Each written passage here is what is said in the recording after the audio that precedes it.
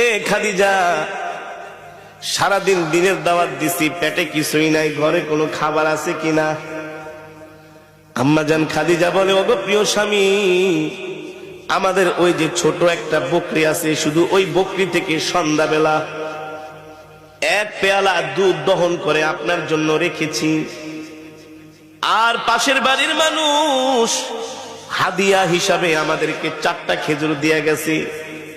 আমি 2টো খেজুর খেয়ে 2টো খেজুর আর এক পেয়ালা দুধ প্রিয় স্বামীর জন্য রেখে দিয়েছি। আপনাদের কাছে আমার প্রশ্ন, সারাদিন না খাওয়া মানুষের কি এক পেয়ালা দুধে কি পেট ভরে, তৃপ্তি মিঠে? আম্মাজান আয়েশা রাদিয়াল্লাহু তাআলা আনহা আল্লাহর নবীর সামনে দুধের পেয়ালা হাজির করলেন। নবীজি অর্ধেক টুকুন দুধ খেয়ে অর্ধেক টুকুন দুধ আম্মাজানকে দিয়ে দিলেন। নবীজি একটা খেজুর খাইলেন, আর একটা খেজুর আম্মাজানকে দিয়ে দিলেন। আম্মাজান বলে, ওগো প্রিয় স্বামী, 2টো খেজুরি আপনি খেয়ে ফেলেন। আল্লাহর নবী বলেন, না না না, আমি আমার হাত দিয়া তোমাকে একটা খেজুর খাওয়ায় দিব। আল্লাহু আকবার। এই কথা বলতে বলতে হঠাৎ করে নবীজির চোখ চলে যায় আম্মাজানের কাপড়ের দিকে।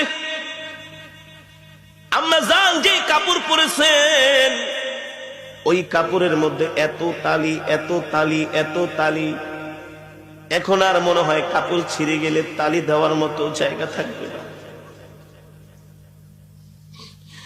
সরকার দো আলম আম্মাজানের মুখের দিকে তাকায় বলে, খাদিজা,